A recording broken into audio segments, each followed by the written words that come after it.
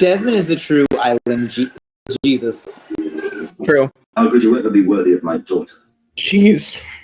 Least favorite character might be quite easy this time. Really? I'm trying to still figure it out. So give me that sodding. Not sodden. What I try to do.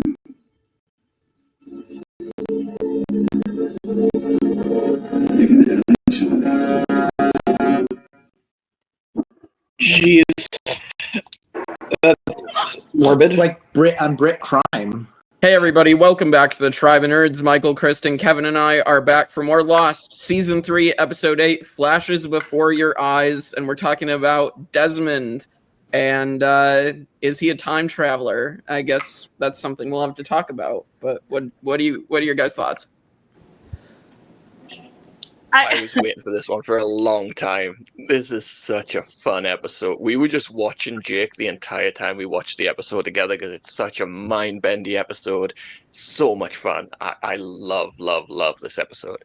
Yeah, there is definitely a part, and there's a couple parts actually, where like the three of us are all looking at the screen like this, just like staring and like and laughing at each other doing it. Just watching Jake's reaction. It's amazing. Yeah, I mean, I think this episode, when you get to this point in Lost, we all are Jake in the moment of staring the way that he was staring at the screen because it's a very like trippy, like trying to wrap your mind around this episode. So I can't wait to talk about it with you guys. I also, as like a fan of sci-fi material, like a time travel story, I'm like, yeah, let's do it. Like I know it was like controversial for some people, right? Like time travel, and I was just like, cool, we're doing that. Amazing. Yeah, they do it so well. It's so well done. Like I just yeah, the like just the consciousness going back and like retaining the memories and like, but you still can't change things. Like it's really good. It's really good. Yeah. So shall we get into this? Let's get into it. I'm sure you and Michael have some fun facts, Kristen. Yeah, I'm going to let Michael have a whole floor here in a second. But I love that Jake actually, while we were watching, pointed out there's a number. There was a lot of numbers. On the clock, there was 1:08 when he was getting ready for the interview that was not an interview. And then he was in the lobby, and obviously the guy says, I have a delivery for 8:15, which is great. But the main thing that we have to discuss, and I'm going to let Michael have a whole moment, because there are a lot of continuity errors here for our good old England, British area over here, because obviously they were filming in Hawaii. And while they did amazingly trying to convince us that we were in Africa, they did not do so great explain that we were in England. So Michael, take it away. When Desmond goes and sees the army recruitment place, I knew that was poster on the wall that says join the army, and the reasons you should join in big bold letters is honor, HONOR. We are in England. You would not spell it that way because it's not how it's spelt. It has a U in it.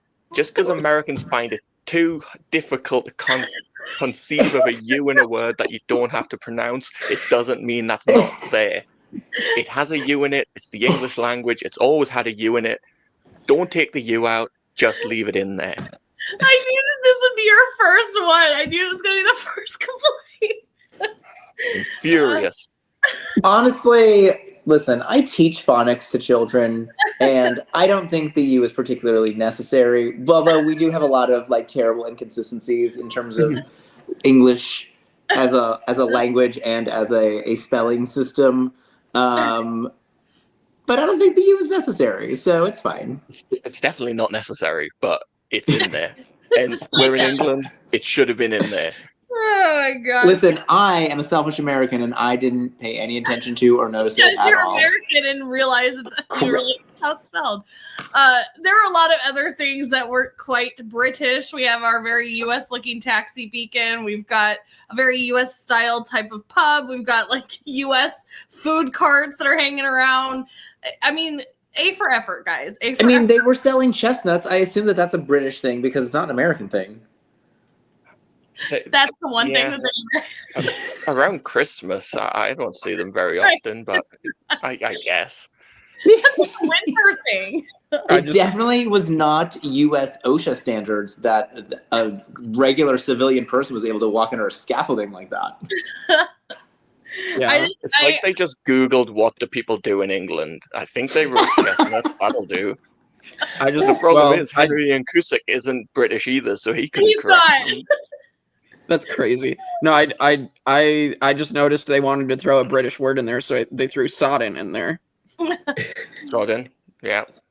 I couldn't wait to get to this episode just because I wanted to hear Michael go on a rant about how horrible they did England. Yeah, I mean, listen, they tried really hard. They got Africa like pretty down pat. They couldn't, Yeah, like the London background skyline. I was like, they cut the line at England. All right, they got Korea down. They got it's fine. It's fine. The thing is, do they? We don't know about those cultures. Maybe they're just as bad, but we don't know enough about them to spot the errors. This one, I'm like, I spot it because I live here. Mhm. I also made it as big. Like you brought it up, it's like as big as it possibly can be. The word honor, it's spelled wrong. You zoom in on it. Right. It's funny. Oh my gosh. All right. Well, let's jump into this crazy episode that we have here. I love that they kick it off with Charlie and Hurley ransacking Sawyer's tent, and Charlie's like, "It's fine," and Hurley's like, "Bro, this does not. No. Is it? Sawyer's not going to be down for this. I don't know what we're doing, what we're thinking here, but this is not the thing." But Desmond comes to get them very weirdly and is like, "Let's go," and they're like, "Okay."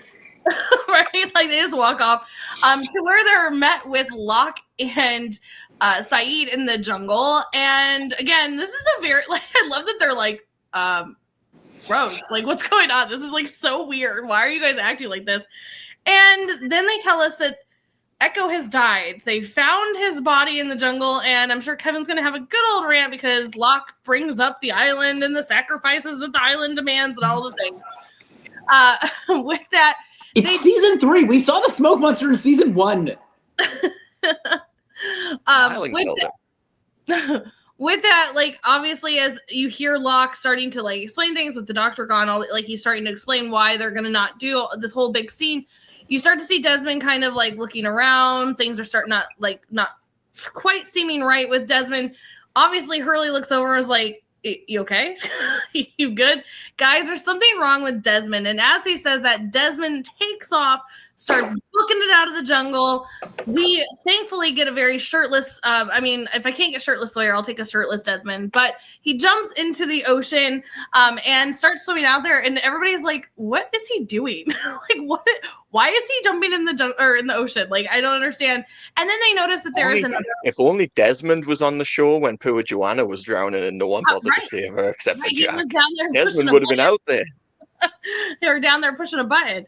But yeah, with that, we do notice that there's another person out there, and we come to find out that it's Claire because Sun walks up with the baby. She says that she's on a walk. Of course, Charlie goes into a panic as Desmond's bringing Claire back, and she's unconscious.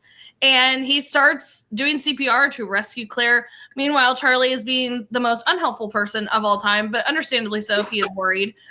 He is being unhelpful in this moment. He is trying to help. And so the thing is, this is part of the mystery of the episode is that like they are misdirecting us that like something's going on between Desmond and Claire. Right. So this is part of that. Right. No, so I understand. This is why they don't have like Charlie family members in this moment. Right. But this He's is trying why to help. No, I understand. What I'm trying to get at is this is why they purposely remove family members from like an ER room or when things are happening. Because as much as you're trying to help, you're actually getting in the way. Go sit down somewhere because you aren't helping. And I say this as a parent that tried to help and was always in the way. And they were like, bitch, get out. Like, let's go. So with that, Charlie, love you. You're trying so hard. And we know that you care about Claire. But Desmond had it under control. You're good. So Desmond does save Claire. She comes back. She's fine. He carries her off. Charlie's left sitting there like, how'd you know she was drowning? Like, bro, what's happening? And Hurley goes, I know how. He sees the future. And I'm going to stop it there because that was kind of our opening. We're going to get a little bit more on the island before we get into our whole time travel of it all. But Jake, walk us through this opening scene here. There's a lot of chaos happening. Yeah. So first off with Claire, I mean, it doesn't seem like, it seems she just went swimming in her clothes, which, I mean, I guess all of them have They done all that. do it all the time. Yeah, They all do it all the time. Yeah. No, I just noticed that and found that interesting. And then I found it interesting how like John Locke and Saeed are in like the beginning of this episode, and then all of a sudden they disappear. Just gone. Just not there. So I mean, justice for Saeed, but Yeah. John Locke can go away. well, it's like Kevin wrote this episode for John Locke. He's like, John Locke says a few lines, and then I just want him gone, disappear. Poof.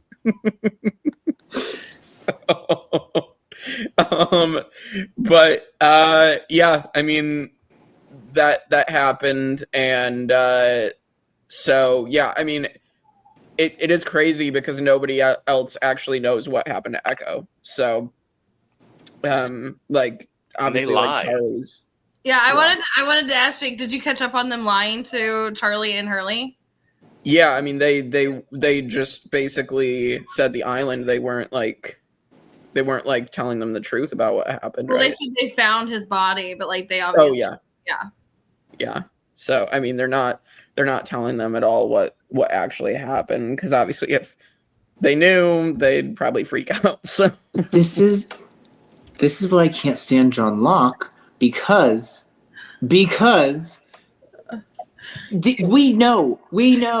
Like Hurley has also been there when the smoke monster has attacked. Mhm. Right? Like this is not like you're not like just tell him. But John Locke's gotta have his secrets because he's so No, he important. said you know what it means. He told them without telling them.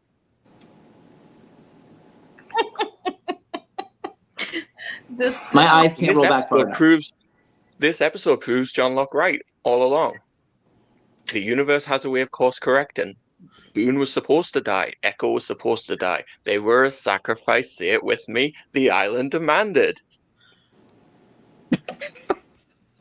Okay, Jake, let's talk about this episode. yeah, Did you let's enjoy go it? for it. I love you said say it with me, and then we turned our cameras off.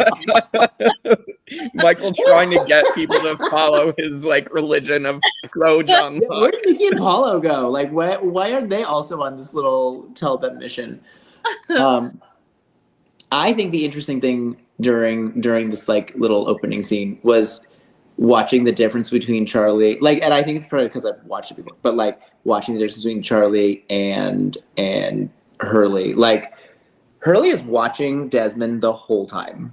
Like, Hurley is already onto this, and he's just like waiting for the piece of evidence that he can use, and Charlie's just along for the ride. Like, Charlie has not caught on yet at all, but Hurley's like, he sees the future, and I'm going to prove it, and he's just waiting.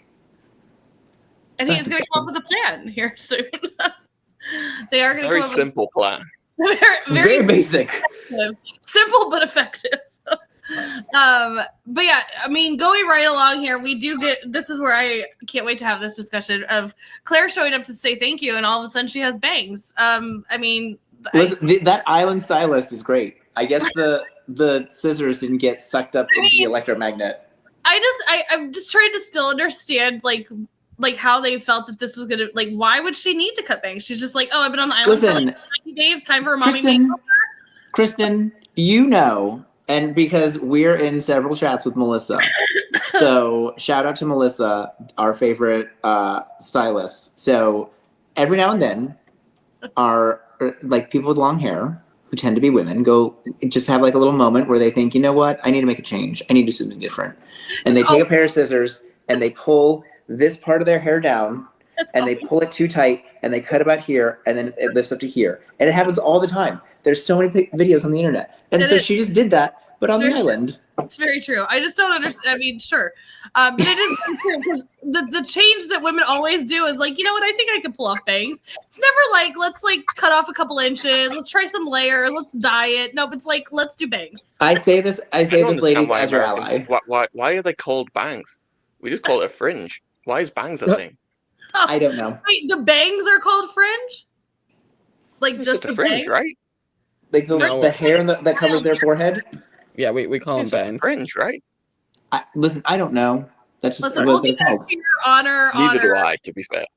We'll get back to your honor here in a minute. But We can call them fringe. She cuts herself some fringe. she fringes it up. She is definitely in the fringe. With that, Hurley and Charlie, they have come up with a plan. We are going to figure this out. We're going to figure out what the hell's going on with Desmond, and what better way to do that than to continue to ransack Sawyer's tent and find the alcohol, because we're going to get him drunk. We're going to get him drunk. Everything always fixes everything when you're getting people drunk, because it's called truth serum for a reason, right? So they're drinking, they're having a good old time. I do love that Desmond was also like, I'm not going to drink, but then which we're going to find out later why, he wants to know what type of whiskey it is. He's like, if you came to drink, let's drink. I don't need a glass, give me the bottle. He's ready to go. I do love, too, that they're, like, sitting there, like, singing. It's, like, in every good, like, drunken moment, you get a good song. Like, if you think about Jaws, there's, like, show me the, you know what I mean? There's always, like, a good song to have a good time when you're drinking, especially when there's nothing else to do. I mean, they obviously were not having ping pong balls and solo cups there to, like, do a little beer pong with some whiskey, but to each their own. But Charlie decides this is the time to call out Desmond in a way that of not like trying to get information, but he's going to call him a coward, which is going to send Desmond through the roof. And he attacks Charlie, and they get into a scuffle. As they get into a scuffle, we get a turn of the key and Desmond on the floor with paint. So this is where we start to go, huh? What's happening here? Jake, your face just when he's on the floor, you were this is where the start of the face, and then it just continued to get like more confused as the episode went on. But it was great to see you go, wait, why is he on the floor? Why is there paint? But yes, Desmond is now on the floor with some paint. His girlfriend is coming up to him like, you okay? Like, this, you were drinking, you were painting the ceilings, now you're falling. Are you good? And he's like, I don't know how I'm here. Like, what's going on? She's like, bro, are you good? Because you might have a concussion. And he's just so confused, as was Jake. So, Jake, I want to stop right here because we're going to get into a whole storyline with Desmond here. I just want to get your first thoughts on when you realized what was happening, or trying to figure out what was happening, if you thought this was going to be what it was. Walk us through your first moments here. Well, I didn't really realize it at first because I'm like, oh, he's on the floor. I definitely thought, like, he had smacked his head so much all of a sudden he's like bleeding or something. I don't know. Like, I was just really confused for a second. And then, you know, they'd obviously shown us the picture of him and Penny before in the last, you know, few episodes with Desmond. And it's like we knew who she was. And so I'm like, okay, so all of a sudden he's back in time. Like, I was like, oh, okay, this is something interesting. And it definitely gets me thinking now, like, is this all of a sudden something that Desmond caused? All of a sudden, is this why we're seeing, like, the flashbacks for everybody? Like, everybody's reliving, like, their previous, you know, flashbacks in their life? I don't know. What a fun little theory there, Jake. Of course, we're not going to talk. It is interesting because, like, people's flashbacks do tend to link to what they're currently going through on island as well. So yeah, but yeah, what I love is, like, the audience is piecing it together at the same time that Desmond is. So Desmond doesn't really understand it at first, and then he starts hearing these little, like, cues and stuff that was like, wait, and we start getting little flashes. So I just love how it's a slow build reveal of, oh, he is reliving his life and can't do anything about it. Yeah. He's like, it's like he's reliving, but he's like stuck on tracks.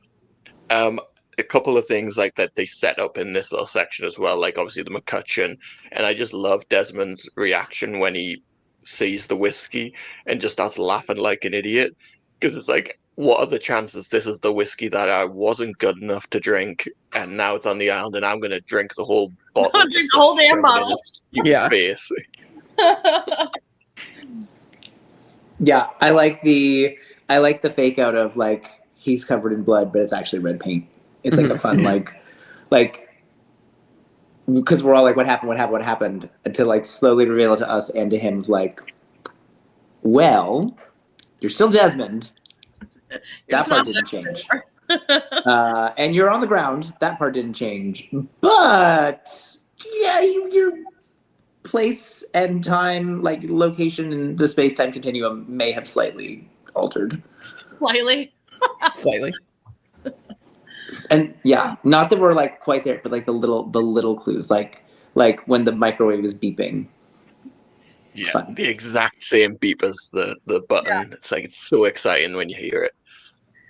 Yeah, for sure. So, I mean, let's jump into what this whole episode is about. Obviously, this is after Desmond has turned the key. We're going to find out a lot of information about this. I also, like, jumping ahead when we get to that part, it's, like, one of the most heartbreaking things for me in this episode. I think Michael and I are going to be on par with that. But we jump into where we are now at. He is getting ready for this job interview that's not going to be a job interview, but he's getting ready for this job interview with Penny's father. She, of course, is like, he's an idiot, so don't take anything for that he says seriously. And good advice. Good solid advice, because we're going to see why here shortly. But then, of course, like Kevin mentioned, this is where a beeping that sounds just like the computer. It's the microwave, of course, but it starts to like get him to be like, wait a minute, okay, I'm thinking about these things, and we're going to start to see that he's getting little flashes when things of memory pop up that are like similar, like we were saying. But with that, we get him to Widmore's office. Mr. Widmore, he's such a delight. He's so nice. He's just such a nice guy. So great. Like, he's so total sweetheart. He's sitting there basically ignoring Desmond. I also love this moment that it's like everybody's had this moment where you're sitting there with somebody that you like, you don't like, you can tell there's tension, but you're just sitting there and you're like, great office. Oh, the boat over there, she's great. Like, cool. Yeah, and he's like, don't talk about that. Like okay, anything. I won't mention your boat. Don't talk about my boat. Don't talk about my whiskey. Right. It's just he's trying anything, and Widmore is giving him nothing. Right. He's just like taking his arms off the armrest, like, I will touch nothing, sir. It's so sad. But Widmore does decide that he's going to grace Desmond with his speaking ability of saying, I guess I'll give you a job. And Desmond's like, well, about that. Wasn't here for the job, actually. I kind of want to marry your daughter. And he's like, well, I think we're going to have a chat. And we're going to have a chat about this whiskey. Okay? This whiskey over here, let me tell you the history of it, how expensive it is.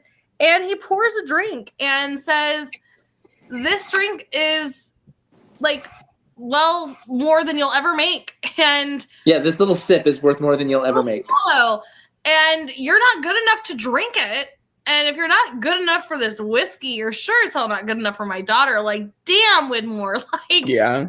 Just didn't even ask if Penny was happy. Right, like, just so horrendous, this man here. But of course, Desmond leaves the office. He's ripping off his tie. He is upset, and he is distracted by some music and walks over, and lo and behold, it's our good Charlie here singing Wonderwall. Love it. Good choice. But yeah, with that starts to get Desmond being like, wait a minute, I've been here before. Like, I took my tie off. It was going to rain. Of course, it starts to rain. So he kind of has this moment with Charlie in between here, and Charlie's like, bro, you're a little nut job here. Like, this is a sign why you don't do drugs, which is hilarious. Everything about that is funny. Oh my god, it makes. But I also love it. He's like, we were on an island. He's like, yeah, we're on one. It's called. Great interaction. They had a great interaction. But with this whole kind of mess starts Desmond to really be like, okay, wait, this is weird. Like, I'm not just living this now. This has already happened to me. So, Jake, walk us through, because I know we are all going to have so many fun words for Widmore here, and then we're going to jump into the fact that Desmond finally starts to realize that he's done this before. So, walk us through. Yeah, definitely not actually a sweetheart, not a nice guy. Widmore is a piece of trash, and, like, honestly, if only there was a bus to run him over to. Like, we just need to put buses in places. More buses, more pedestrians who are just bad characters on Lost. Yeah. And then, seeing Charlie another time that these characters connect and having the Brits interact, and then, having that line from Charlie that's just super ironic. But he starts realizing that he's seen Charlie before, that as we'll talk about at the end of the episode, it definitely puts more intrigue into this conversation, even more so. So I thought this was a fun conversation, and then obviously the rain. So I don't remember specifically. In the Charlie flashback episodes, is there a scene where Desmond just walks by and like puts change in his guitar case? I don't remember that. I think so, but I don't remember. I mean, if that's in a later episode, that's not that much of a spoiler anyway. So I just don't remember if it happened. Like I don't remember if we've seen this before. Have we seen this? I can't actually remember. I don't know. Right, that's why I'm not like I was doing what Michael's doing. I'm like, oh. I'm not trying to be like, is that scene something we've seen? Like, I'm genuinely wondering, like, have we seen it?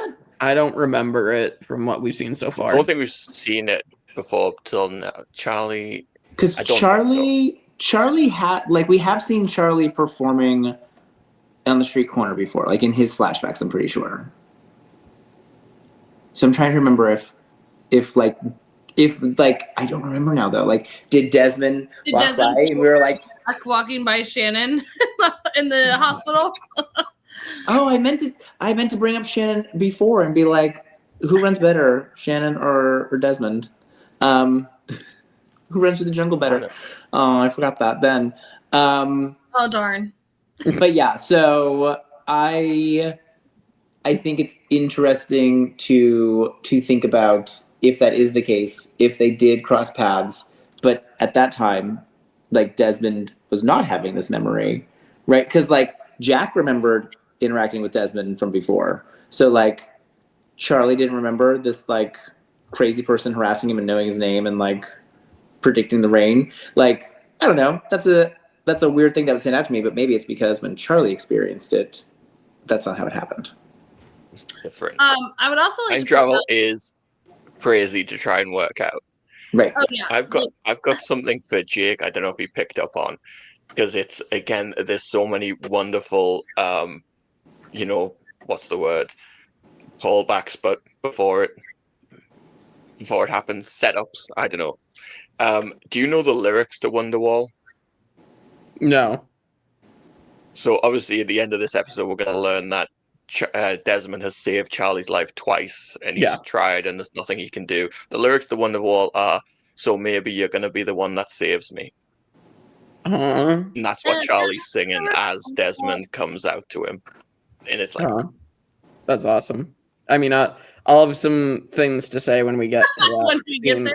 Later in the episode. I did have a thing to point out about Charlie and life and death situations, but I would also like to point out, just for our good friend Kevin, you know who else predicts the rain? Your best friend Locke. Just wanted to throw that out there. Just took up some like amateur meteorology in a spare time. It seemed like you were so excited about Desmond doing it. I just wanted to point out. I was pointing out that if it had happened in the past, where like like someone starts kind of like giving you a hard time, and you're like thinking they're a crazy person interacts with you, and then they say it's going to rain, and then it immediately starts raining, that's probably going to stick with you for a while, right? So like, you clearly haven't spent much time in England. That's just random drunk behavior. I might also just like have a crazy memory. Like, that might also be just me. Yeah. Oh my gosh! All right. Now, on the Widmore part, we got to discuss the heinous behavior of Widmore as well. Like, heinous behavior.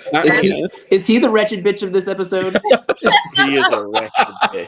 It's the fact that it's not that he's just a dick. It's the fact he tries to make Desmond feel like he's not going to be a dick. It's like when he says it was a very honorable thing, it was a noble gesture asking me, and he gets up and he gets 2 glasses, and he puts 2 glasses down on the table, and he fills up one and then puts the bottle away, and then calls him a useless prick.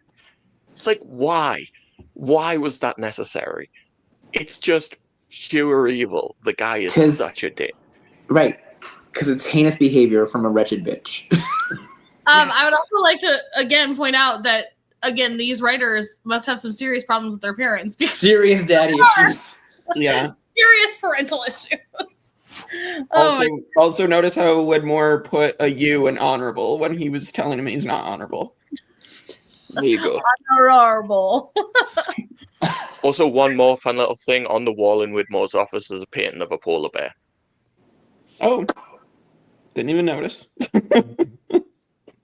That is fun. Well, there's also a fun fact that I didn't bring up just because I just didn't want to remember this person, but that painting is one of Thomas's, Claire's Thomas.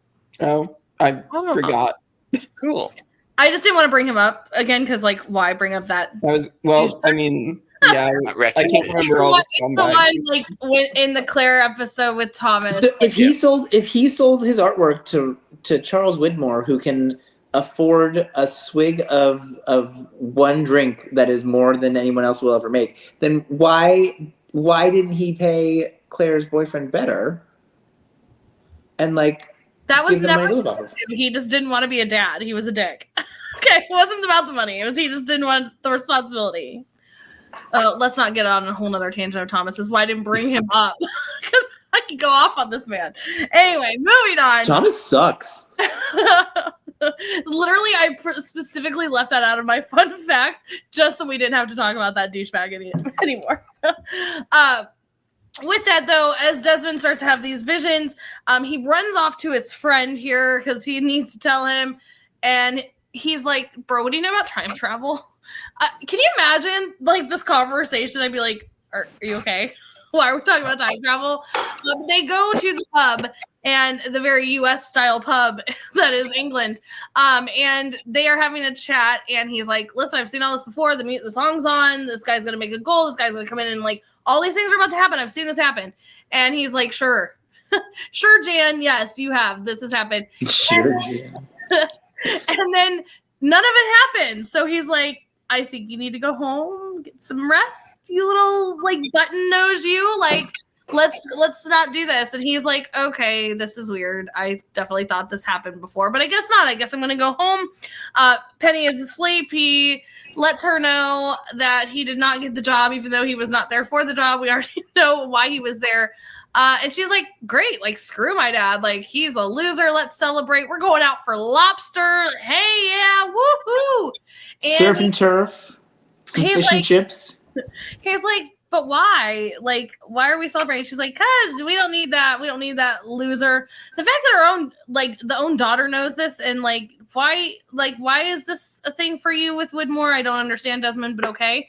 And so just with that small thing to point out as well, because it probably won't come up. I just love that it's been a running thing where Desmond says, "Oh, your dad was lovely," and we've seen it with Jin. We've seen it a few times with people, protecting someone from the parent actually being a piece of shit. He's like, oh no, he was lovely to me when he was awful. Yeah, but she she knows. No, he wasn't. Nothing about Penny screams that she's thinking he's a great guy. Nothing how she acts is saying that.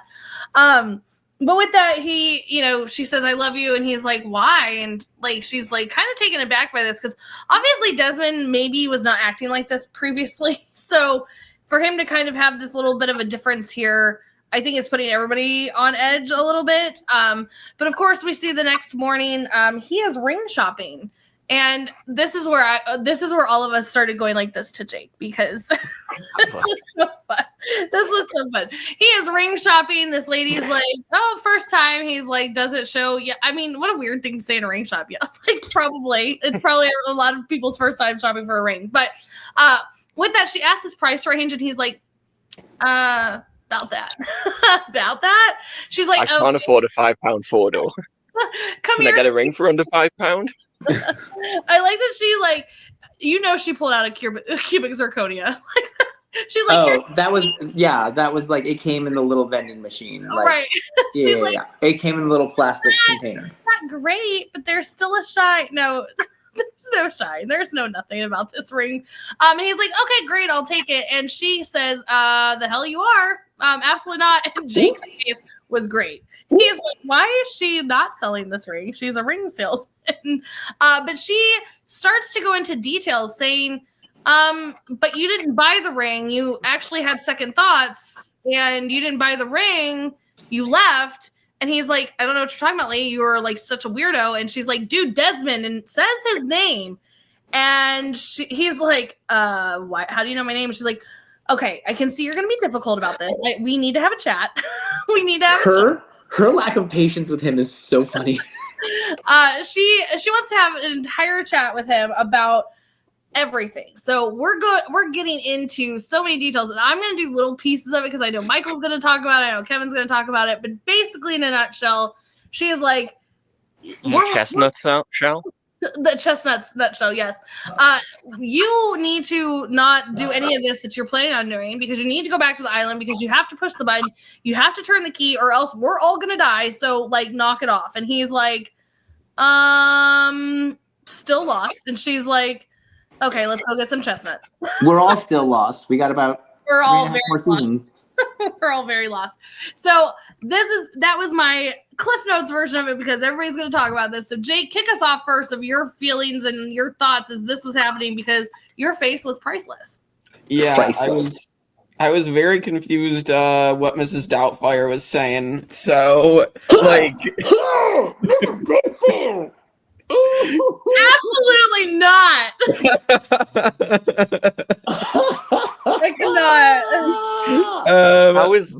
How is Jake come out with the most heinous thing ever said on this podcast? Thank you. I almost turned my camera off on that one. I think that was a 10 out of 10 joke. I laughed. That was great. I appreciate it. But yeah, so yeah, I didn't know what she was doing. I was very confused, and then obviously it continues, and then we're gonna get to the next scene where she predicts a man's death. And so I thought it was very creepy, and I'm very much wondering who this lady is doing these heinous things. So I really like the being jerked back and forth, right? So we start in the apartment and the microwave is beeping and she said Penny says something about the end of the world and he's like, what? Right? Yeah. So we get little flashes, but then he has the oh, I remember what's gonna happen, and it doesn't happen. So I'm well, what's really going on? Right? So is this just this is once again is it all just a dream fake out with Hurley before, right?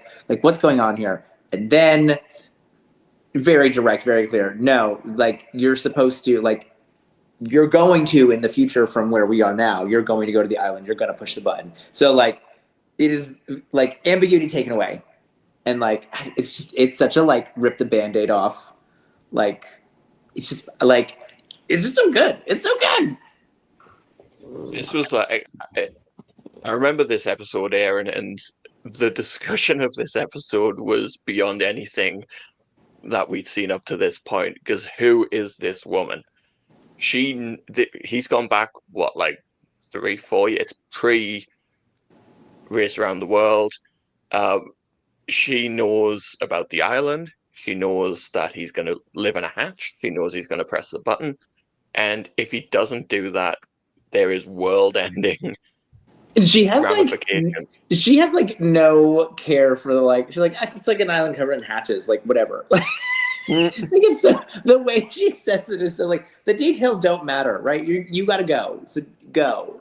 She's very much. She reminds me of a parent when you've explained something to children so many times. Yes. Yes. Oh my God! Exactly that. Do it. Just go. Oh my gosh! Stop asking why. Just go do it. It always felt to me she's the keeper of the sacred timeline, to bring it to Marvel stuff where it's this is how things happen. She is there to keep things on track, and then all of a sudden this guy does what he's not supposed to do, and you can see in her face she's what?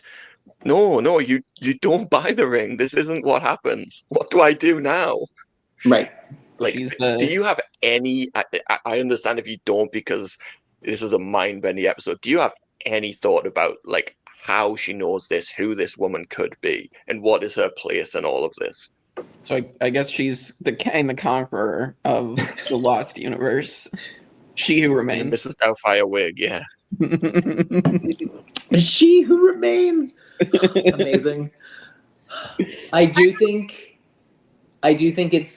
it's fun to see Desmond like figuring all this out. So he's trying to change it, and she is like, not to like derogatorily, but she's the old lady who has been through this for a while. She's like, listen, like there's no, just do it because it's gonna happen anyway, right? Like he's like, well, what if we warned him? She's like, then a taxi would hit him. Like it's gonna happen. So just go with it. Not to get too like philosophical, but it's like a real like free will versus determinism. Yeah. Like, does Desmond have any free will? Do any of our characters have free will? Are they just on a track? She seems to know things that were going to happen to these people before it even happened to them. So are any of the choices they've made their own choices? Are any of the choices we make free choices? No. Are we even recording this? Is this real? Oh my god! Who am I? We cannot go. Let us know in the comments if this is real. Let us know in the comments if you are back in time and you have seen the future. Have you seen Yeah. this? I'm not even British. Let us know when this gets monetized in the comments. Yeah, soon, please. I will say though, thank God for I guess this Mrs. Doubtfire sub that I up until this moment of this episode, literally until she says that, I'm like, I remember watching this for the first time, going, I swear to God, if we've spent 2.5, 3 seasons of getting to know all these people, and this was his dream, I'm going to lose my shit. And then when she's like, no, dude, like it's happened, I was like, okay, thank God, okay. Time travel, I still don't understand it, but I can get behind. But like, if you were gonna tell me this was a random dream because the dude was unconscious from pain, I'm gonna lose my shit. I'm gonna lose it. So Yeah. thank you, old lady who lives in a shoe. You don't know where she lives. What are you talking about? You spoiled that she lives in a shoe. That's not revealed until season 6. Oh, Yeah, my along with her being Mrs. Doubtfire. Yeah. my bad. My bad. Yeah. I don't know. It's like they mentioned Hurley, like, are they all in his imagination, right? So I find it interesting they're trying to go down that route again now with Desmond. So Yeah, I like that they did it for a minute and then they were like, no. Yeah. It's really gonna happen. Yeah, like literally thank you for this one because I probably would have like turned off the show and never picked it back up again if they did something that stupid. But with that, obviously we've kind of already like chimed in a little bit. She does take him out for chestnuts. This is where Michael's whole little hashtag here of wearing red shoes just thought it was a bold fashion statement. No, that's not what you were doing because we're gonna find out he dies and you knew about it and you could have stopped it.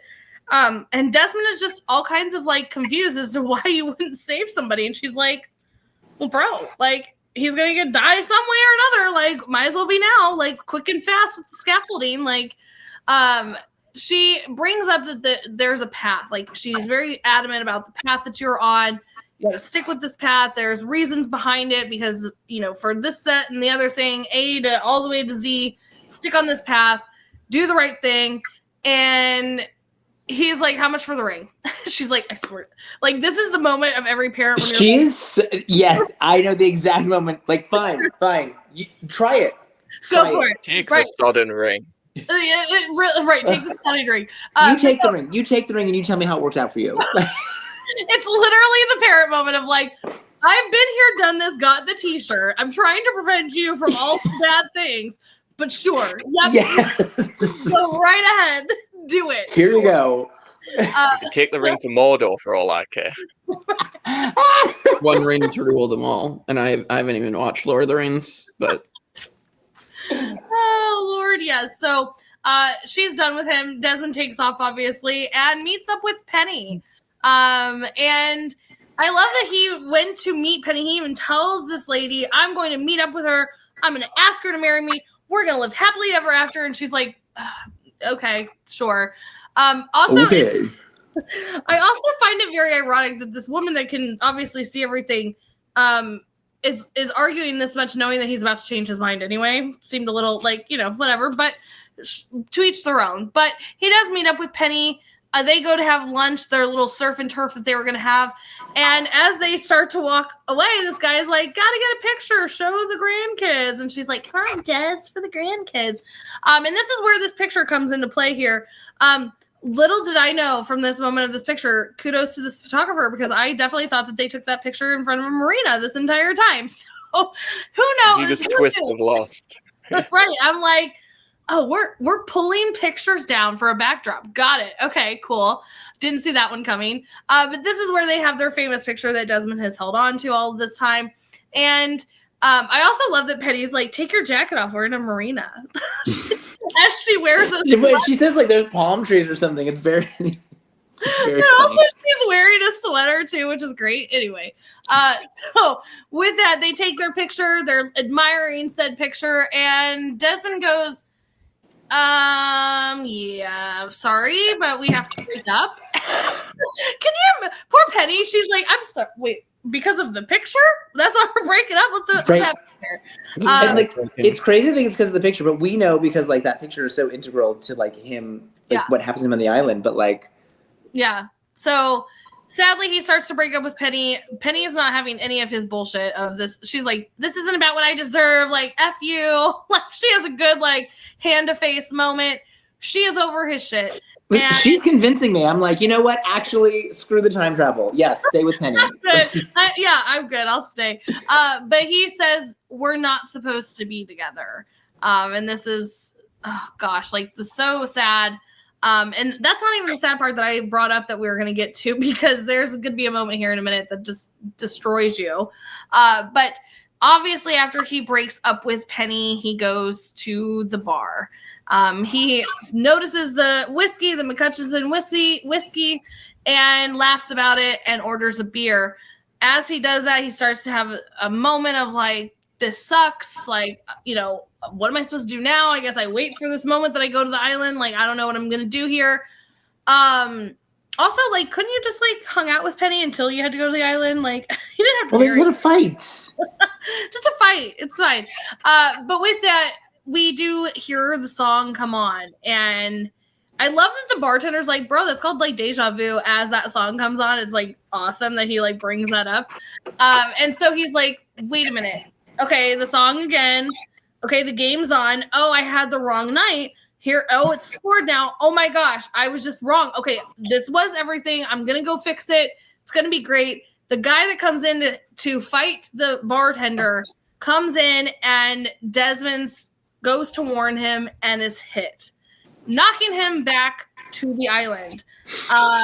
This is where the part that just destroys you is he finds the hatch, he finds the picture, and says, let me go back. Let me one chance. Let me go back. I'll fix it. I'll make it right. And it is just destroying. It's this is heinous. This is heinous behavior right here, that he cannot go back for that one last shot. And it's just so devastating. So, Jake, I'm going to come to you of how we wrapped up this time travel moment, and then we're going to obviously get to the big, huge hurrah of the ending here. But walk us through this last little minute here. Yeah, it's heartbreaking. I'm like the whole time I'm like, stay with Penny, like just stick to your guns and don't listen. And then when he does that, it's just very heartbreaking. And then, him waking up and being like, I wish I could go back. I mean, I feel like everybody wishes they could go back and change something in their life to fix something. So it's definitely relatable. And then, I was gonna say when he gets hit back into like onto the island, like I definitely thought, oh, was he supposed to let the bartender get hit in this scenario? But in here, the reason why he gets sent back is because he gets hit when he wasn't supposed to. Like, is that what we're supposed to gain from that? I think it's just at some point he would have gone back to the island, and I think that this is just like the thing that did it. But like from a writing perspective, like they could have written anything, but like in terms of writing, they set up that like this guy was going to come in with a bat from the beginning. So when he comes in with the bat, we're not surprised, and then we are surprised, right? Like oh yeah, this is supposed to happen. He's supposed to come in with the bat, and then like oh, wasn't supposed to happen like that. Like I think it's just. I do think that's interesting though, because I've always just assumed it's a classic writing thing of like if you get hit in the head, like a hit in the head will sort things out or send you back or like whatever. But I'd never thought about it that way. Like this is the first time we see something legitimately change from the established timeline that Desmond had. He saw the bartender get hit by the cricket bat and he changed that. The bartender didn't get hit, he did. Maybe it wasn't the bat. I've never thought about it like that. Maybe it was the fact he changed something, and it's like you're not meant to change anything. You're going back. So that's what makes it so fun. Like you can think about it however you want to think about it. It's not given as one thing. And yeah, that's like a fun new theory I've not thought about. Yeah. And this, ladies and gentlemen, is why I hate time travel, because I don't understand it. Time travel. I am fully buckled in and on board. Listen. My hands are in the air and I am riding this roller coaster. I see this as an absolute win. This is the moment where I sit there and I listen to you guys start talking about it, and I'm like, oh god, they're confusing me now. I don't understand. Like it's like this is when like Time Traveler's Wife like could not like that whole movie. I'm like, I'm so confused. Wasn't that a show? No, it's a movie with Rachel McAdams and Eric Bana. And it was, I mean, thank you for a lot of naked Eric Bana. Apparently, when you time travel, you're naked, because Eric Bana was also showing up naked when he time traveled. So fun fact with Desmond. But yeah, it's one of those things when you start to like go through all of those theories that like you guys are just doing, where you're sitting here going like, oh my God, I feel like I'm getting dumber by the second because I really just don't understand. I really just don't understand. But yeah, anything else? I find time travel fascinating, because what's also interesting about it is we're talking about there being two timelines. Was there two timelines? Maybe whatever happened. What if Desmond, this was always his turn of events? And it makes it even more tragic if that's the case, because did he ever break up with Penny for a legitimate reason, or was it this timey-wimey to take a Doctor Who term thing that was in his head, so he felt like he had to break up with her? Because what's so frustrating is none of the reasons he gives Penny are anything to do with Penny. It's all his own insecurities and his own like lack of belief in himself and feeling like he's a failure. And Penny has done nothing. Penny just loves him and wants to spend her life with him, and he can't get out of his own way. So frustrating. Can we take a moment also to appreciate Sonia Walger and just like she portrays the heartbreak of it, because she's like, yeah, do it for the grandkids. Like she is just fully invested in this relationship, and you see her at first like, what? And then like as he keeps talking, she is like her eyes are getting red, and then they're getting misty. Like she's so good. Tear. Yeah. The one tear. She's so good. Yeah. Well, let's get into this crazy ending, and I can't wait to talk to Jake about this, because I remember my first time watching this and having a lot of thoughts. So, feel like we're about to have some thoughts here. Well, as Desmond obviously got hit by the head, this is where we brought him back. He went to the island. We saw that he went to the hatch, and then he ran into the jungle. That's when he ran into Hurley, and it's all starting to line back up to this fight of them on the beach. I love that Hurley gets up. I think that this was probably like an error, but they kept it in, which was great, because like they have been drinking. So like if you see Hurley like stands up to help, and he like trips on something and like falls, so then he like kind of like grabs him crawling. Mm-hmm. I don't know if like that was meant to happen, if they wrote that in there, if that was just like a blooper, and they're like, it kind of fits because they were drinking, because that's something that you would do drinking, like shit, like, you know, like you're like trying to save your friend from getting their butt whooped, but you're so drunk you can't stand up. I love it. But we do get Desmond off of Charlie. He, again, very emotional episode for Desmond. He is breaking down here on the beach in front of them. And Charlie's like, oh shit, we maybe shouldn't have gotten this boy drunk. Didn't anticipate this reaction from him. 3. Let's go take care of him. So he does pick him up. He starts to walk him off. And he sits him down. And he's like, I'm sorry I called you a coward. And he's like, I'm sorry I kicked your ass. But with that, he goes, Desmond, you are going to tell me. That was kind of the whole reason behind this. And I'm really going to need you to tell me because I need to know what's up with Claire. And Desmond says, well, about that. I wasn't saving Claire. I was saving you. And Charlie's like, no, you weren't. I was right next to you. I didn't go in the ocean. I did. Like, what are you talking about? And he's like, no. You found Claire out there. You went out there to save her and you drowned. And when I did the whole like lightning rod thing, you were electrocuted. So it wasn't me saving Claire. It was saving you. And as much as I try, dude, like, you're gonna have to die. And they end the episode, to which I don't know about the rest of you, but my face was on the like jaw on the ground as I watched this for the first time of like, how did we end up here? Wait, stop, rewind. What? Charlie of all people. So Jake, I want to come to you because I have some thoughts on this one. Yeah, I was shocked to be like, okay, so that's why Desmond's been doing the really kooky stuff, you know, setting up the lightning rod, and then like that's how he sees Claire as drowning.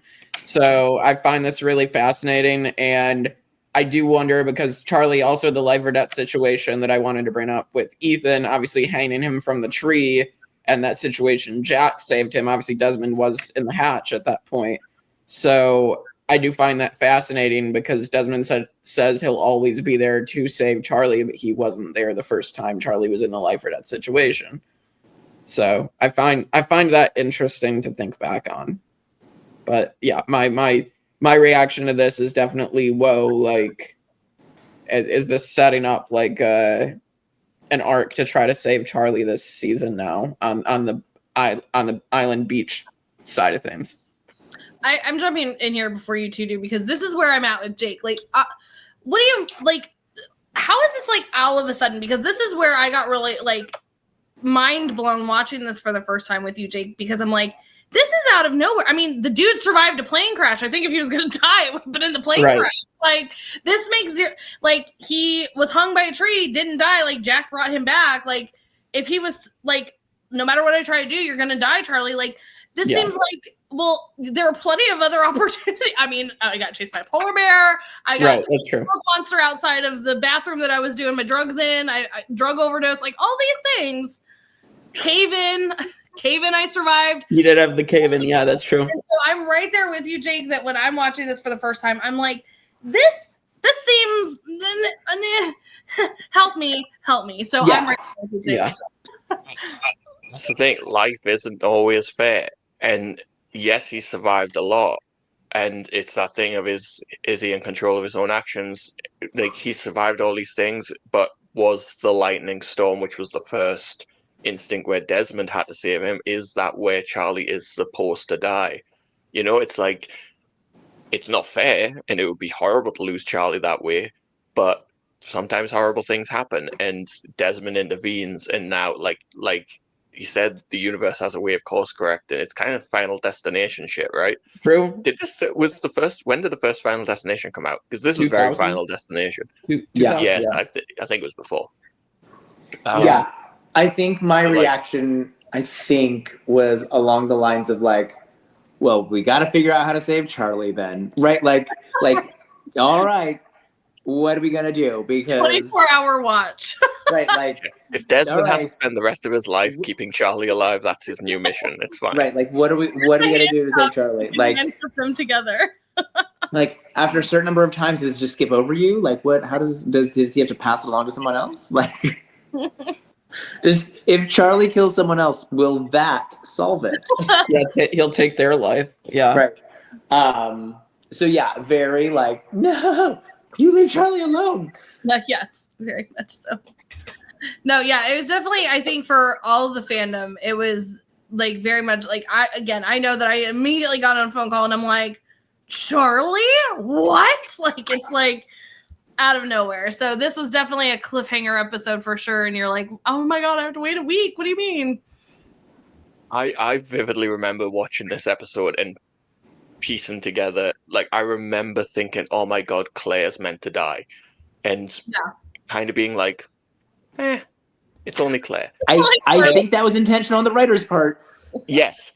And then when it was revealed that, oh no, Charlie is meant to die, just being like a punch in the stomach. And when you talk about like iconic lost moments, like no matter what I try to do, Charlie, you're gonna die. Like, what a way to end an episode. It's crazy. Yeah, this episode had a lot of like jaw on the floor moments for I think a lot of the fandom. And while we didn't get Jake with the actual jaw on the floor, we had a lot of great confusion. And I do love that it like started off as a slight confusion of like, weird. And then like by the end of the episode, you're like, what? So it was great. It's a wild episode. Very wild. Well, I mean, I think there's going to be no like problem with least favorite character, but shall we get to all the other stuff? Yeah, I mean, it's going to be end up being Mr. Widmore for least favorite with honorable mention to Mrs. Doubtfire. Should we all just do one big fuck you Widmore and accept that he's the least favorite? Yes. Yeah, that works. Yeah. But honorable mention to Mrs. Doubtfire because she's so Mrs. Doubtfire. Calling her Mrs. Doubtfire. Amazing. Yeah. Hello, dears. Hello. Help is on the way. Imagine she pops up from behind the jewelry case with the cream all over her face.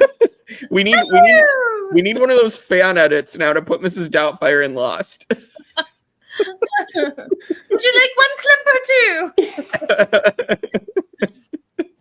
Throws the fruit at Sawyer or somebody. Drive-by fruiting. My favorite, I'll go with Desmond because his story is very heartbreaking and like I want the best for him. I think him and Penny should be together, and it's heartbreaking that for whatever reason they can't be. I guess for him to end up on the island, but still, it has to be Desmond. His story is just too good here, and he's such a likable character. I'm gonna go the opposite just because I think while Desmond is amazing in this episode, the true hero of this episode is Penny. I'm gonna go with Penny. Like the fact she is such a wonderful woman and she just has this guy's back and he throws it all away because of his own hang-ups. Like, I love Desmond. I'd happily make him my favorite character in pretty much any episode he's in. But shout out to Penny because fantastic character. Love her. Yeah. Shout out to Charlie because that shocking ending doesn't work if we don't love Charlie. And it doesn't work for me.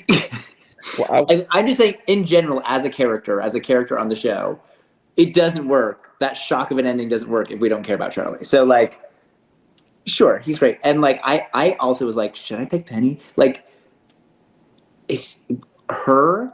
She's just such a good person. And, like, her heartbreak when he breaks up with her is so good. But, like, this is Desmond's episode. So it's a coin toss between them for sure. Yeah. Yeah. Desmond. So my favorite character is Sawyer because he came very well prepared of supplying the tent with alcohol, reading material, all the things. No, I'm just kidding. I won't do that to you guys. But I have to do it at least once an episode. Hey, I just found something on the table behind me. I found it when my eyes rolled all the way back. Like, God. I have to do it at least once an episode for you guys. But no, you got a glimpse of Sawyer's porn magazines and was like, Sawyer's my favorite character. No, I also am gonna go with Michael on this because I feel like even though this was Desmond's episode, like we've brought this up with characters like Sawyer or like Jack or Locke, even like where it's not their episode, but like they do, or even Hurley. Like, I mean, good Lord, his like trip right there at the end like makes you laugh so hard and like a moment that's so emotional. That they're not mainly the forefront of it all, but they're stealing the show. And I think Penny in that moment of the very end where you're like, Desmond, what are you doing, dude? Like, what are you doing? Like, Penny stole the show here. So we'll make it a 50-50, 2 and 2. Yeah. That makes sense. All right. Well, I guess we can head to... Can we not? Like, head to the episode rankings. I think I know what's going to happen. I think we need to turn it into a top 11. Top 20.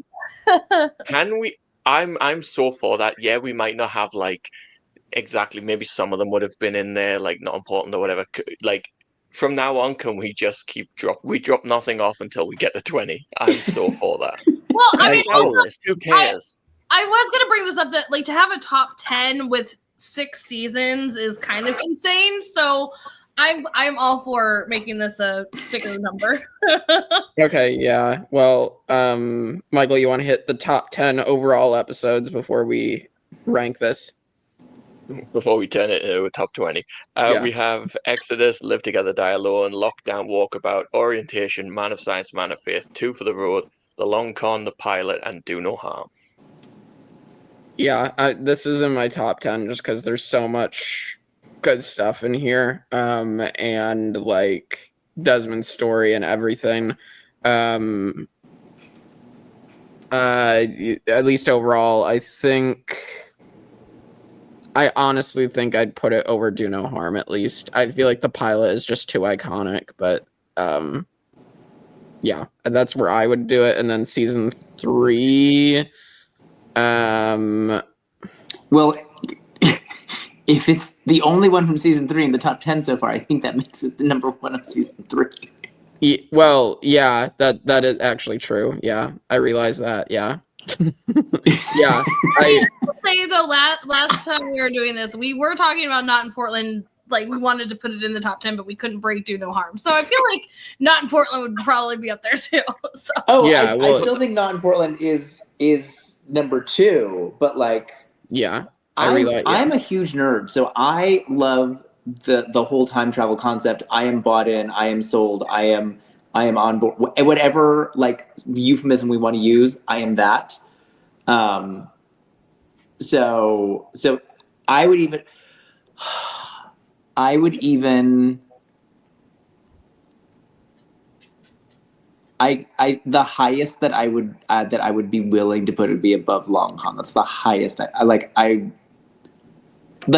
can't put it. The shock of Michael's turn. I can't go above that. But like, you could convince me to put it up to there. That is exactly where I was going to put it, Kevin. I think for my personal list, I wish the pilot and Man of Science, Man of Faith was switched. Just because the pilot's so low, but like I don't think I'd put it above Two for the Road. I think I'd put it just below it. This is such a mind-bending, fantastic episode. It goes by so quick. It's so good. They jammed all this into 43 minutes. Like, yeah, a like coherent explanation of time travel and how it works for this character, like into 43 minutes. It's amazing. Yeah. I honestly just can't put it above the pilot, but like I see what you guys are saying, but I think it's a great episode. So I love this episode, but when it comes to like when you're thinking of like Do No Harm, the pilot, the Long Con, like I feel like this is like that trippy, like Michael's talking about, like episode where you're like, wait, what? But like the emotion, the journey that those three, like the Long Con, you're like, you're a whole like another like thinking, like, you know what I mean? Thinking all these things, and then it twists you like at the end. The pilot's how it all starts. Do No Harm, the like saving Boone, baby being born, like all of the things coming in. Like, I just don't know if I could put this. It definitely needs to be up there in this now top 20. I just don't know if I can put it above those three yet. So I would put it at 11. I think that averages to 9. Because 8 plus 8 plus 10 is 36, plus 11 is 37, divided by 4. 36 divided by 4 is 9. So I think that puts it at 9. Okay. Yeah. I'm here. Can we slot Not in Portland as just under Do No Harm? Yes. Yeah, we can do Okay, that. yes, I'm fine with that. I'm good with that. Yeah. Jake, do you not have this set up as a numbered list? Jacob! I don't know why this didn't go down. I'm confused. All good. I love when the youngest one of us is the least tech savvy. It makes me so happy.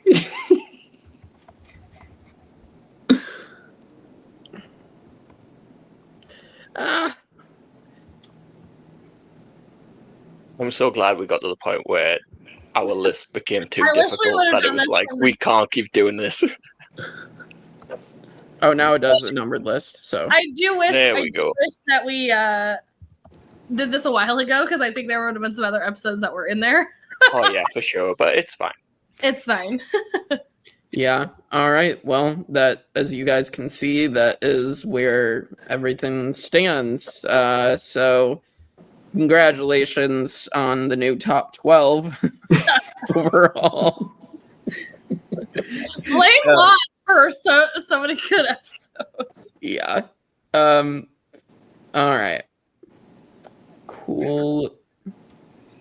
All right. So that is season 3, episode 8. We are trying to inch our way to the halfway point of season 3. So yeah, like, comment, share, subscribe, all that good stuff as we keep going. And I'll let you guys get to your next spoiler section, and we'll see you all next time for more Lost on the Tribe of Nerds. Fuck John Locke and your sacrifices.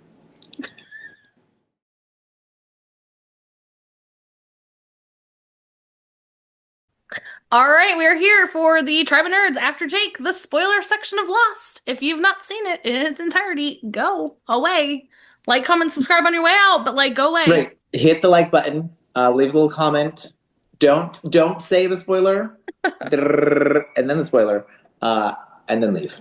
Especially on this one, because we're going to pretty much like destroy season 6 here. So This is a big one, yeah. or yeah, 5, 6, whatever it is. Anyway, yes. So if you're not here, it's your own problem. Now we're jumping in. So this is the start of the time travel, and I hate it because out of the millions of times that I was trying to be upbeat about this, but like the millions of times that I've watched Lost, I still get more and more confused every time I watch it because this time travel makes zero sense to me.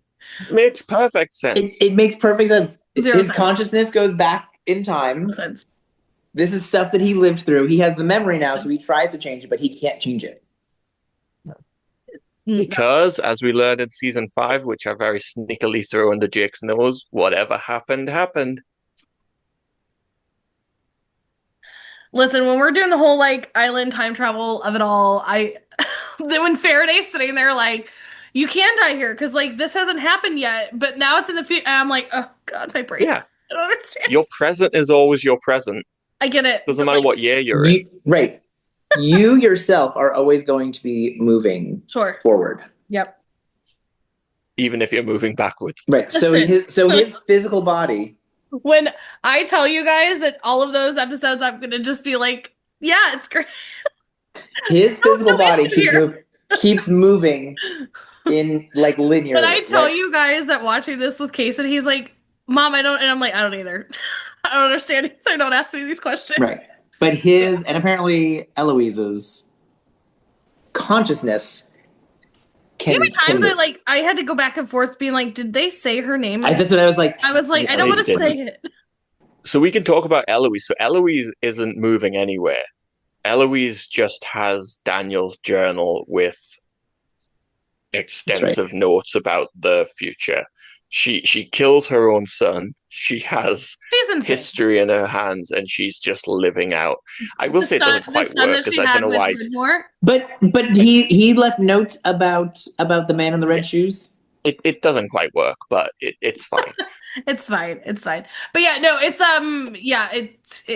there's a lot. There's a lot. But I was trying really hard. I kept wanting to call her Eloise so many times, but I'm like, No, a couple times I caught myself. They said her name in this episode. So let when me he's called her Mrs. Doubtfire, I was like, "How dare you call Eloise Hawking Mrs. Doubtfire?" And I was like, "You can't say her name." Can't say her name. But I mean, the main spoiler of this is the setup for the Constant, which like when I'm like looking at this list of our like top 10 that is now top 12 that's going to continue to grow, the fact that The Constant is probably one of the best, if not the best, episode of Lost of all time, and again, it's time travel, and I still don't really understand it, and I can tell you that it's one of the best episodes. I was sitting there going like, oh my god, it's gonna pass this one, it's gonna pass this one, it's gonna. I'm like starting to panic a little bit of how many episodes are gonna drop here, but yeah, The Constant is the episode where we really have like a full like jump from jump to jump to jump to jump of Desmond time traveling. That's his consciousness slipping between the different points in time where his body existed. I think it's so interesting that I can't imagine they had all this planned for Desmond when they introduced him in season 2, but they do this episode, and he's so good in that role, and it works so well that this kind of becomes Desmond's whole character, that he is kind of untethered from time, and he's slipping here and there. Like every Desmond episode we get is some kind of timey-wimey thing. And now also we're on the mission to save Charlie, which is not successful. No, I don't want to talk about it. Kristen still believes that he's alive. I am going to listen. I don't. It's not a belief. He's been living off fish he catches with his bare hands. He turned into Aquaman. Okay, let me live my best life here. No, it's not that I think that that's what happened. I just want and hope that it happened. Right. But yeah, we are going to see Desmond save Charlie another few times. We get that crazy episode where we see the flash of we live it rather than it being like a flash, and you think Charlie gets an arrow to the neck, and then oh my God, we get him saving him again. Right. That episode, I was like, it's funny because Kristen was talking about how her son loves Charlie and was like not shocked by when he finally died because like they showed it so many times.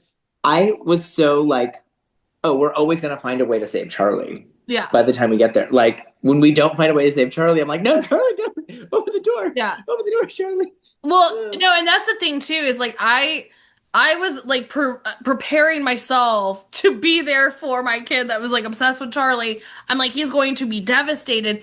And, I mean, he didn't even shed a tear. Like, I was bawling in that episode when, obviously, we ultimately lose Charlie here. I think more so because of all the things that have happened. Like, he thought he had broken it. Like, he didn't die drowning. And, like, he's, like, you know, all the things. Right. But I think that's another thing that, like, yes, we got the shock value at the end of this episode of, like, you're going to have to die, Charlie, where we're all like, what? But, like, I think that them putting that in there and, like, making this a Desmond saving Charlie kind of situation, like, lessened the blow of what Charlie's death could have been, too. I don't know if I agree, because so I've struggled with Charlie. Like, he was one of my favorite characters the first time I watched the show.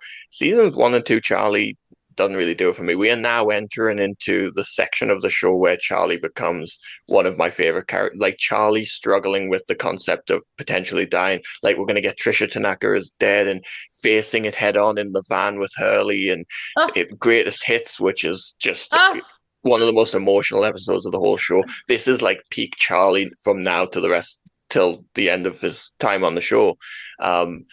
So I kind of like that it was this slow build to the inevitable, because it still is shocking because he's such a core character. You think, well, surely we're going to get around it, right? And we don't. I fully believed we were going to find a way. We were going to find a way out of this. We did. He swam out of the. So it's going to happen. Swam out of the hole. Right, like he's going to get on the freighter. Like he is going to be saved. Right, like you can't kill Charlie, and like to the point of like he's a superhero at this point because we have someone who's going to tell him how he's going to die, so that he's not going to do that. Right, like. I was so convinced, and then it happened anyway. The main blow of this too is kind of where we're getting this core person of Penny, which we're going to bring up here because Penny is the constant. She is the constant to Desmond that we talked about in that episode of The Constant. But the reason why how Charlie is dying is he gives the message to everyone that they think Penny is on the freighter. She's come to rescue Desmond and all of his friends. This is what this Naomi chick, we're going to get Naomi here in a couple episodes.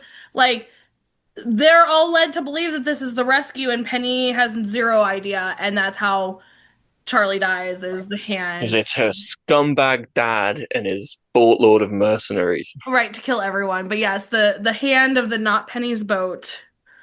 We got to It's remember just we should bad. write that on our hands We when should we watch that episode. hold it up on that episode. Yeah. And while Jake's sobbing in the corner, we can just Sobbing. go, But yeah, I mean, those are the two big things of the takeaway from today's episode that are going to be the massive things that are showing up. But yeah, it's the prequel. I always call this episode the prequel to all the time travel. yeah. Because they kind of like don't really bring it up again. Like, and then all of a sudden, like the island's moving at the end of, you know what I mean? Like going into this and you're like, huh? What? What's happening here? So. Because it was slipping. I Like a record. Yeah, it's Right. on the turntable. Yes. No, but I mean, they do kind of like, you think that this is going to become like a main part of the show, and then they kind of break away from it and don't bring it up until the island is moving. You know what I mean? because so it's kind of like, because all of the stuff, the time travel, all of it is extra, right? Because the core of the show is the characters. It's the people. for sure. And like, so like, yeah, there's some time travel, whatever, it doesn't matter. What does matter is like Jack and Kate and Sawyer and even John Locke and Claire How much and pain all did like, that cost you? like Saeed and Shannon, like it's the characters are what matter. So I mean, listen, if you don't fully understand the time travel, that's fine. You don't need to. You don't need to. Trust me. I am living proof that I can really enjoy Kristen has watched show this and so many have times, zero she still idea. doesn't get it. I don't. I still, all these years later, the 5 million times that I've watched Lost, zero idea. Zero idea. But anyway, anything We'll else? help you through it when we get there. Yeah, you guys are gonna have to walk me and Jake through it. So I'm gonna be like, huh? No, but even you guys explaining some of it today, I'm still like smiling, not crazy. I can tell. I know you pretty well. I can tell. Idea. Yeah, I'm the shore Jan in that moment of like, yes, yep, sure. Anything else that we want to discuss in the spoiler section? We've got to get our sweet Brit off to bed. He's got to go nighty night. But with that, join us next time. Like, comment, subscribe. Don't put a spoiler comment in there. But also, let us know if you have any questions. Like, let me know I'm not alone here. Do you guys understand time travel? Let us know. Yeah. What are your thoughts on the time travel? What? Do you understand? Do you understand about the consciousness moving? Or are you just like Or along are for the you ride? Kristen, where you're lost in Lost? Are you Charlie and just along for the ride? Along for the ride. But yes, with that, we will be back next time. So see y'all later. Bye.